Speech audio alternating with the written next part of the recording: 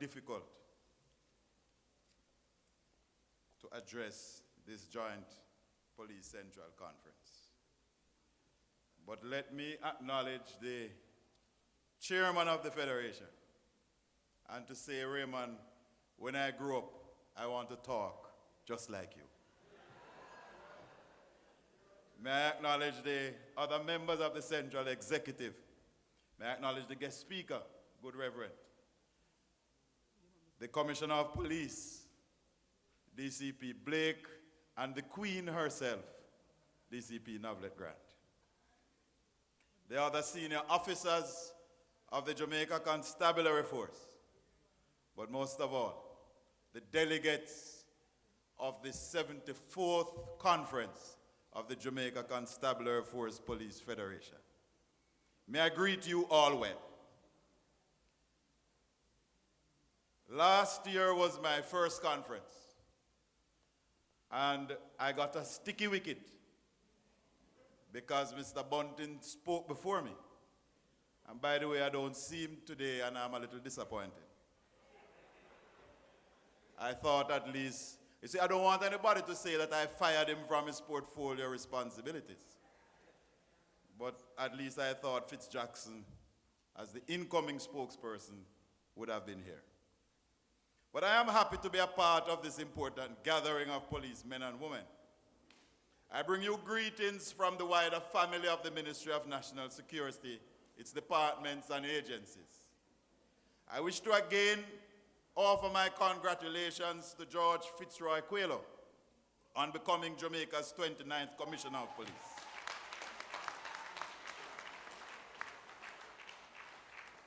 And of course, I don't have to ask for your full support for him, because he cannot do it alone. Mr. Quayle rose through the ranks.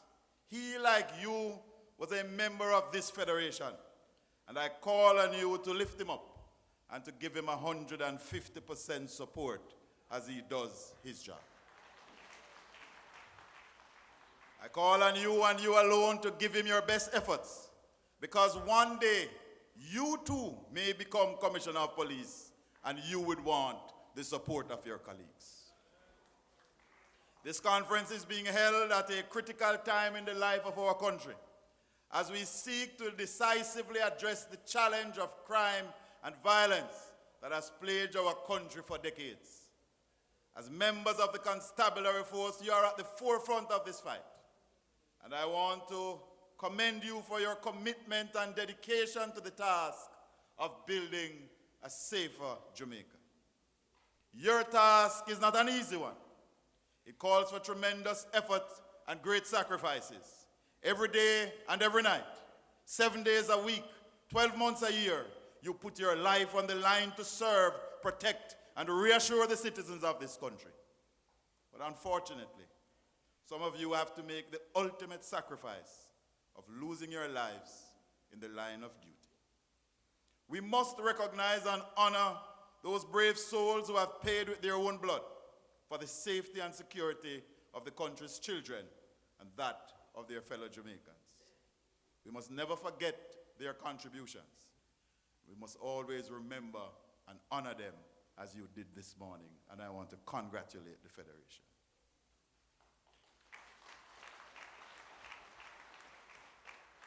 Our condolences go out to the families and the loved ones of Constable Stevens, Detective Sergeant Dale Thompson, who is a member, and his family is from my own constituency in St. Mary, Sergeant Neville Bryan and Constable Hanson, who we lost this year. You must leave here knowing that this minister respects and appreciates your service. You need to know that this minister cares for you. You must know and you must let the world know that this minister loves and salutes you. We must condemn in the strongest terms the killing of our police officers. I assure you, their families and the Jamaican public, that no effort will be spared in bringing the persons who committed these evil acts to justice. They must face the full consequences of their action under the law. They can run, but God knows they cannot hide. Attacking the police, shooting up police stations, and killing members of the security forces are attacks on the state that cannot and must not be tolerated. If we are to build a safe, civilized, and prosperous Jamaica, you who are entrusted with protecting the citizens must be assured that we, the citizens, have your back. So together as one, united, focused, we are going to hunt them down. We are going to build a case, and we will not rest. We must be relentless in going after them. So if you shoot the police, don't sleep, because we're coming.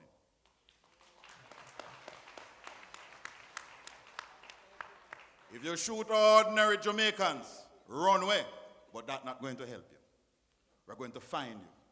If you decide to be a thief and a rapist or a gangster, also decide that you're going to rot in jail, because that's where you're going. Equally, we must confront corruption in our ranks. We must understand that people look up to you, respect your uniform, and they respect you. Each and every day that somebody new looks up to you, they know that your uniform represents 150 years of history. You have that burden. You have that privilege. People every day in their hearts applaud you daily, respect you, and love you. As a police officer, you are a role model. Children look up to you. Communities depend on you.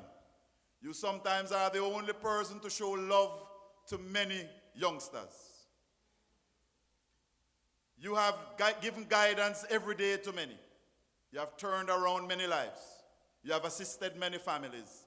You have saved many marriages. You have kept the nation safe.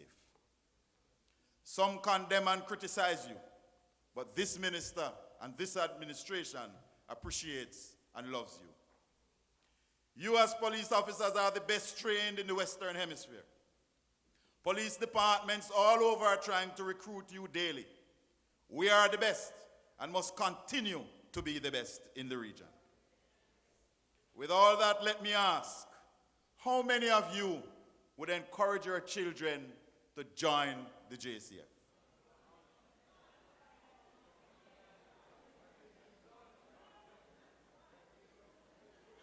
If we are serving and do not want our children to join, then something is wrong.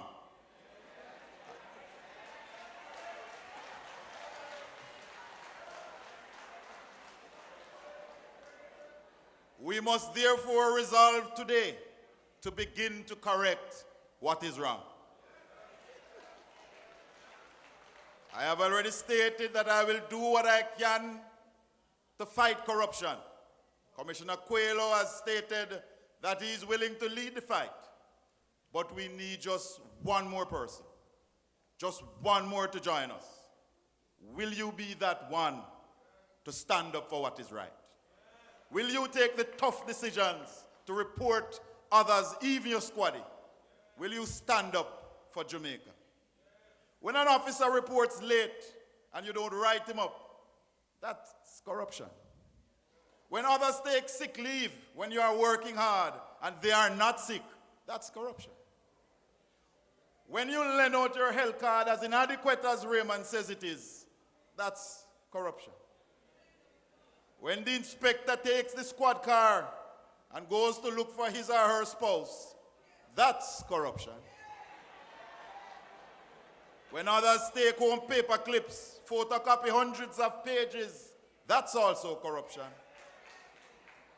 When you work hard, do what is right, pass the required exams, a vacancy comes up and you are overlooked and others are promoted, that's corruption. When you know, when you are certain, when you have the knowledge that a police officer got shot by another police officer and you remain silent, that's corruption. Who therefore then will stand up? Who will be the one? Let us leave here, resolve deep in our hearts to fight corruption and to build an organization that you can be proud of and an organization that you will encourage your children to join. The theme of this year's conference, preserving the institutions, serving the protectors, goes to the very heart of the matter. It is a reminder to all of us as citizens of Jamaica, and certainly to those of us with the responsibility of leading the country, that the needs and concerns of our protectors deserve our full attention. It is the recognition of these concerns and needs that have informed many of the decisions that we have made as a ministry. Among some of the initiatives that we have undertaken are a program to improve working conditions, and we have started well because some 17 stations have been repaired and the conditions of the serving men and women have been vastly improved. We intend to do 30 more stations this year. We are increasing the intake and training more so you don't have to be overworked and stressed. We have paid $309 million due to retired police officers. Some have been waiting from 2012. And I think this is a great injustice, that a person retired is due what he is to get, and then he's punished. Some have even died before they were to get this money. And I want to thank, that is corruption. And I want to thank retired Commissioner Lucius Thomas, because he worked with me on this, because it was a wrong that we had to make right.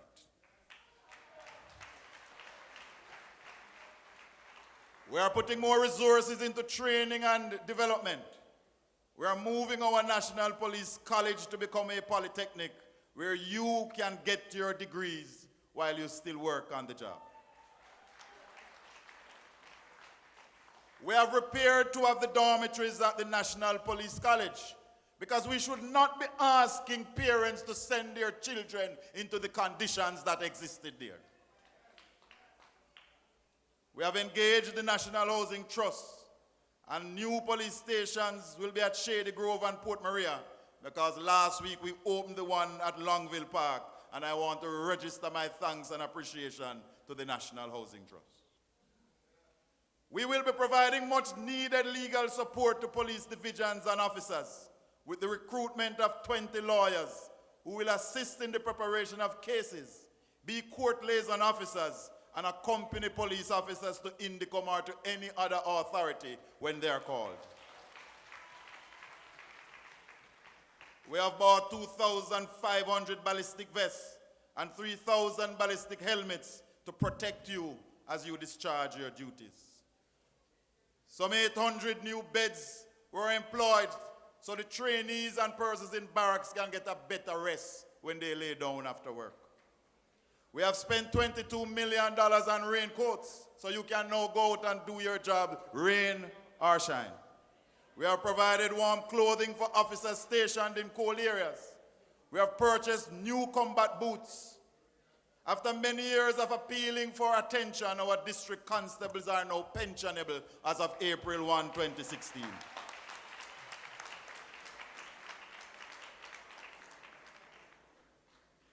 We bought a new bus, I thought, for the Federation.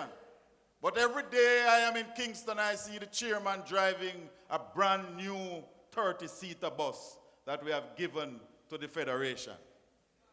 And I hear him still asking for more, and he don't even tell me thanks for the one him get. We have also arranged some 30 passes with the JUTC for police personnel in Kingston, Spanish Town, and Portmore. We have delivered 6 of 20 generators that is to go to police station that hold prisoners. We have purchased some 40 pre-owned motor cars and dispatched them. We repaired 114 patrol cars, some that were disabled from 2012. I want to assure every member of the Jamaica Constabulary Force that we value your work. And we continue to expect you to serve with diligence, commitment, professionalism, and excellence. We are investing into the national security architecture.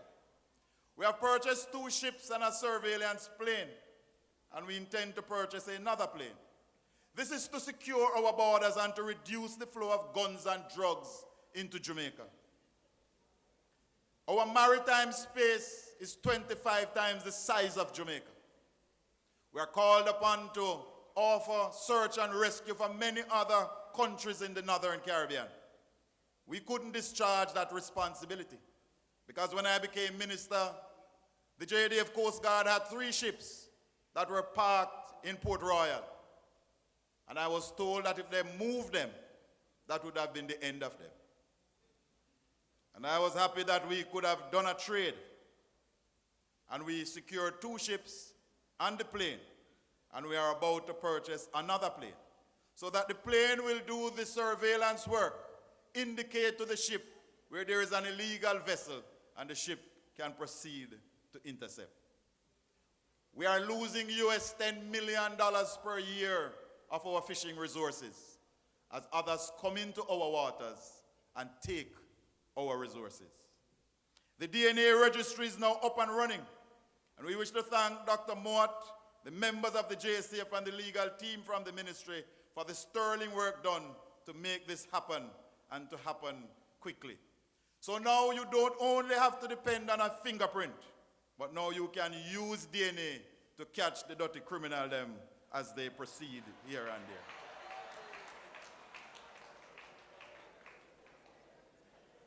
We invested in the Institute of Forensic Science and Legal Medicine. More equipment, more pathologists, and we still need more pathologists because it is taking too long for families to get autopsies done.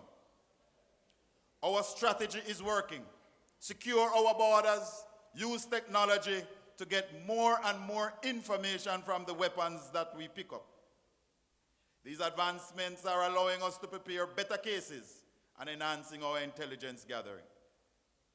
And I want to congratulate young Sergeant Miguel Bernard from the Forensic Lab, who has developed a bit of software that is used to track and trace and collate information on weapons. A bit of software that was developed by this young Jamaican police officer that international agencies have come here to study.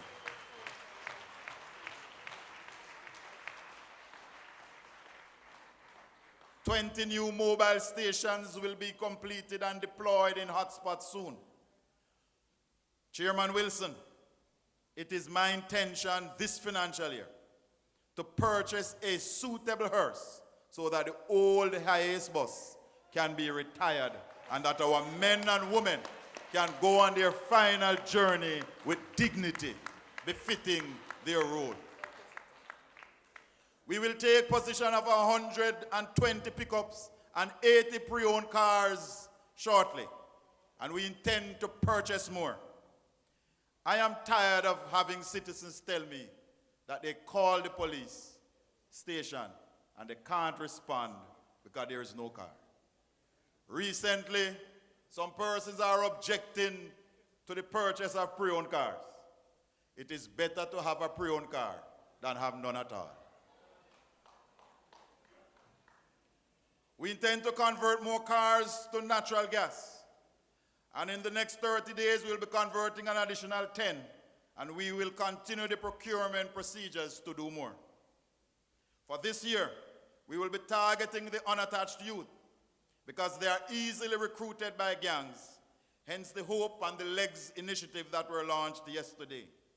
We will be focusing on guns, gangs, and lottery scamming this year.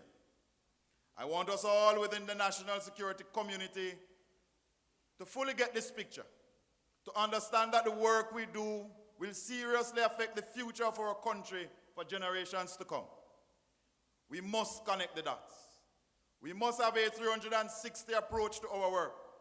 We have to work together as one team, serving one country, fighting one common enemy, crime and criminality.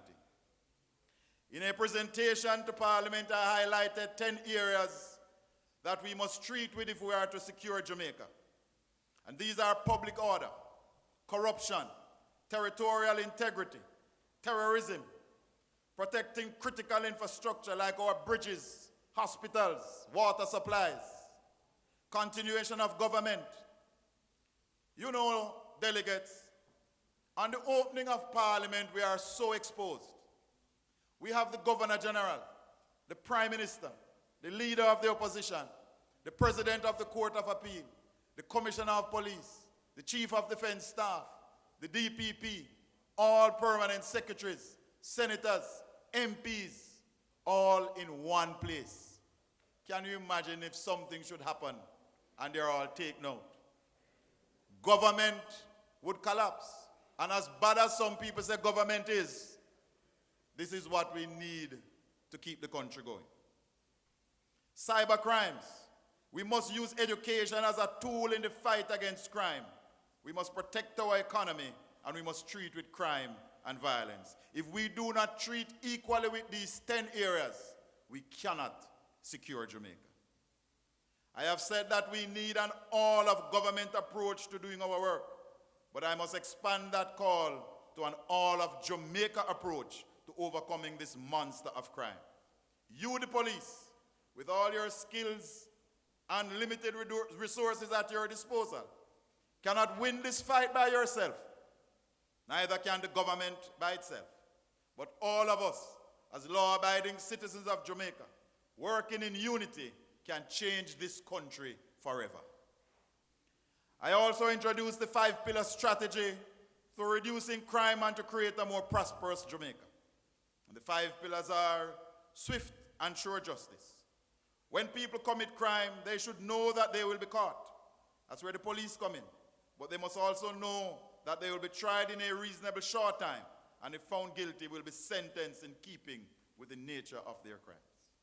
So we are repairing courthouses, employing more judges, computerizing our system to deliver swift and more timely justice. And the second pillar is to reduce reoffending. The correctional system should be a place to reduce the flow of criminals into society through effective rehabilitation. The correctional service should not be a university to teach people to be better criminals. It should provide those who have made a wrong turn in life to get back on the right track. We have increased counseling, introduced sports and chess, insisted that the hard must go back into hard labor and that taxpayers must get a break.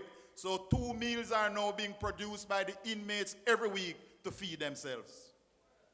Electronic monitoring of parolees is now working, and we are expanding that program. The third pillar is crime prevention through social development.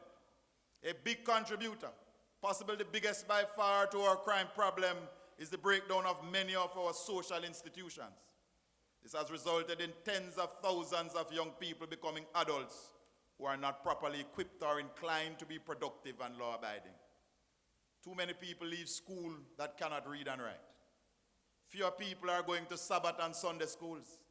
The family unit as we know it has broken down. And it is you, police officers, who have to treat with it when you buck upon these persons in the streets. This requires a serious and significant social intervention. Programs like the Citizen and Safety and Justice Program, the Peace Management Initiative, along with the work being done by other ministries and agencies, the churches, and I want to congratulate your pastor and the Seventh-day Adventist Church for the work you do with our young people. The fourth pillar is situational prevention. Many of our communities and public spaces make it too easy for crimes to be committed and too difficult for the security forces to operate. We need to reduce this and reverse this by addressing things like poor lighting, abandoned buildings, lack of street signage, overgrown bushes. Many of our persons living in informal settlements have no address and they have no name. You go into some areas and you ask for Dalton Brown. Everybody tell you they don't know him. But when you describe him as a boss, that sound like Pinky in Liverpool Lane. When you go up a lane, you say, which lane? Because you say 5 lane. It's a top lane. And when you finally find Dalton Brown, everybody say, I saw him name. Or you may ask a shopkeeper for Pinky. And them say, which Pinky you looking for, sir? Fat Pinky or Maga Pinky? They may even ask you bleach out Pinky or black Pinky. We are committed to increasing the use of CCTV, the introduction of a national ID card, and ensuring that security considerations are factored into all new developments. We have now concluded discussions with the Ministry of Local Government, so no new development over 400 units will be approved without space for a police post or a CCTV camera system. And the fifth pillar is effective policing. We need policing that is intelligence-driven, evidence-based, technologically enabled, human rights conscious, and results-oriented. This is where the rubber hits the road. The best strategies, the best policies, the best equipment, and the best facilities by themselves cannot create a safer Jamaica. They must be a part of an effective policing establishment, an operation that apply them in a meaningful and sustained way that reduce crime and increase the safety of our citizens. We have provided our citizens with a unique crime-fighting tool, the Stay Alert app. And I must pause to give credit that the Stay Alert app was not developed during my time. I came and I found it. I found it with 2,000 downloads. And we have promoted it over the year, and today we have over 100,000 downloads on the Stay Alert app. I want to congratulate both Digicel and Flow as they have now agreed to preload the Stay Alert app on their new smartphones to be sold. This app is a force multiplier. It enables citizens to alert the police to a crime being committed or any suspicious activity that they are witnessing. I encourage all of you to download the app and encourage others so to do. If every policeman and woman were to get 10 persons to download the app, the number of users would double in a very short time. I encourage you to like the MNS page on Facebook, and even mine too, if you feel like. Follow us on Instagram and on Twitter. It is here you will get the real news, not the fake news. I'm going to send the links to all of you soon. We are now in partnership with the post office for another method to pass the information. Ask people to write what they know. Put it in an envelope. They can even put on gloves if they want. Put a big X on the front of the envelope and drop it at any post office, and the information will reach the police in short order. Some persons are afraid of using technology. So now we have a very technological app, Stay Alert, and now we have a very low-tech solution, X on the envelope. People like Professor Taylor can appreciate and understand the X on the envelope.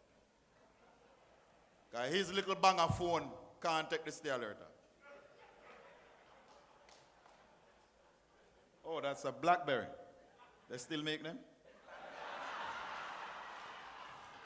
I'm going to pay dearly for that. Delegates, the journey to a safer and more prosperous Jamaica is a long and difficult one, and you know it. We have been on this journey, and we will face many challenges, and we will have our fair share of criticism. But we must remain focused.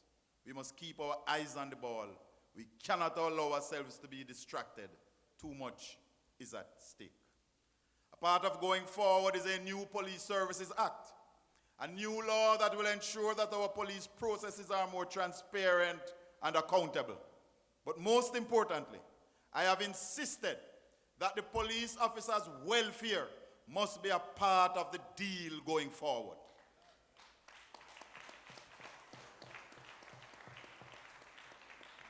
The welfare of our serving men and women cannot be the responsibility of the Police Federation alone. If the government recruits you, trains you, pays you, assigns you, and you get injured on the job, why must you call someone else to look after your welfare? It is not right. Today I announced 2 programs. Chairman, I want you to listen to this carefully. You call up my name. Me come from St. Mary, I can answer back. So I have 2 programs. St. Mary me come from. Him come from St. Mary too. I knew him when he was a little boy. One is the Minister's Medal of Appreciation to police officers. Will be given in 3 categories.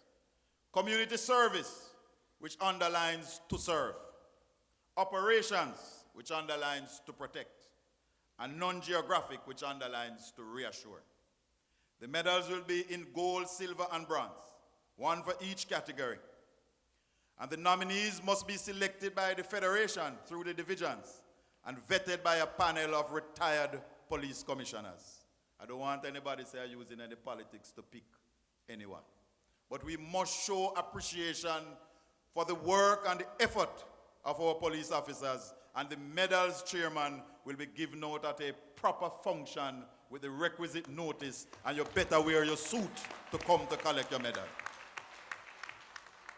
I intend also to promote and big up Police Week to make it more of a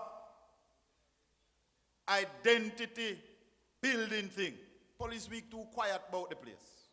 And within the Police Week, Chairman, I intend to declare a day of mourning for our fallen police officers.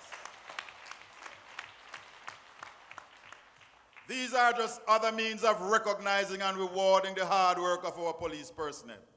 And Chairman, as it regards to the monument, let us talk. Let us talk.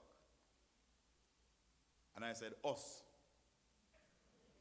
Two of us, the team must talk. I have visited many police stations. Some I have not yet reached, but I am still coming. What I have seen leaves much to be desired, but I have also realized that it don't take much to solve.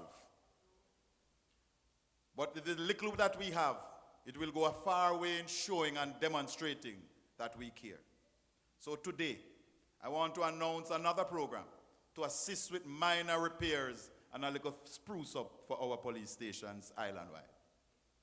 $200,000 per station will be released starting July this year. A program must be written by the station head following a community meeting, and this program must be approved by the divisional head and endorsed by the parish consultative committee or a police civic committee. It is for minor repairs to bathrooms, kitchens, plumbing, electrical works, a little painting, or to secure the station.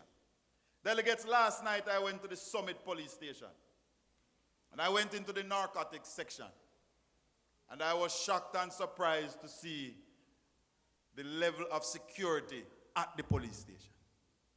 We cannot have our officers serving in conditions like that, and it don't take much. I know $200,000 is not a whole heap of money, but it's 180 stations. It's a total of $45 million that will be spent. In addition, I am committing $50,000 to be allotted to every station to purchase something for that station, whether it's a computer, whether it's chairs, whether it's television, whether it's a desk, a microwave, a refrigerator, whatever it is that is needed. And the total cost 45 for the fix-up and 5 for the appliance is a total of $50 million. I wish I could spend more, but Mr. Shaw has sharpened his pencil. I want the funds to be spent amongst the people in the various communities. I don't want a big contractor come from outside of the area. Because when the police car break down, is the little shopkeeper you ask for your battery or somebody. Just spend the money right there in the community. And it will help to build better community relations with our people. The future of our country and the fate of our fellow Jamaicans will be determined by how well we fight this fight together. Defeat is not an option. Together, we will overcome the criminals who are destroying the lives of our people. Together, we will build a safer and more prosperous Jamaica for all Jamaicans, so that all of us together can live in peace and security. May God richly bless you and keep you, and thank you.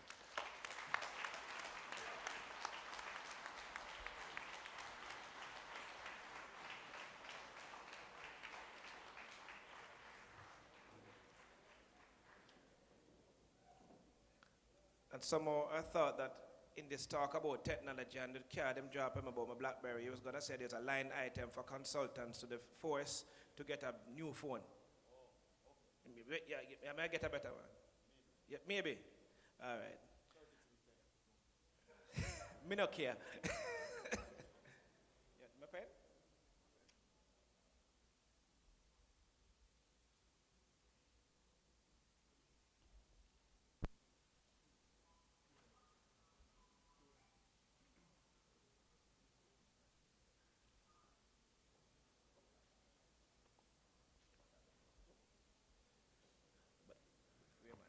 Raymond, on a point of, I can't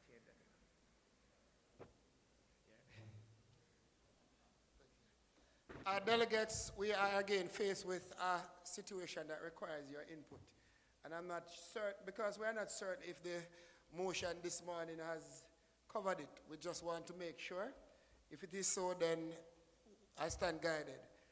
The agenda reflects that lunch should have been at,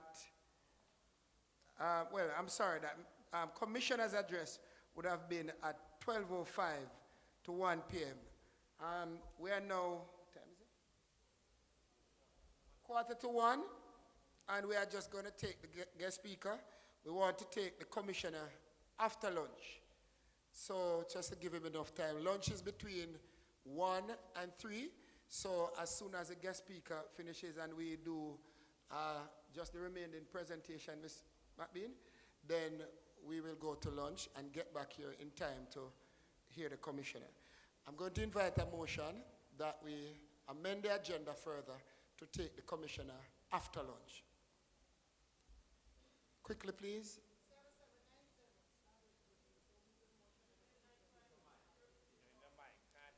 77. We're not going. So we have a question on that. Yes. We have another adjustment, and I do hope that the minister will bear with us. We would love to take the guest speaker, because the aim was to get the commissioner, then we just have one question and answer for both of you. You staying? Good, thank you.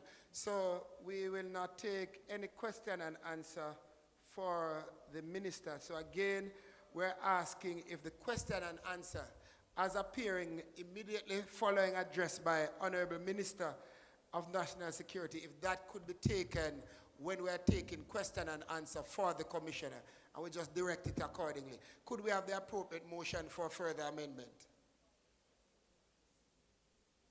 Come on.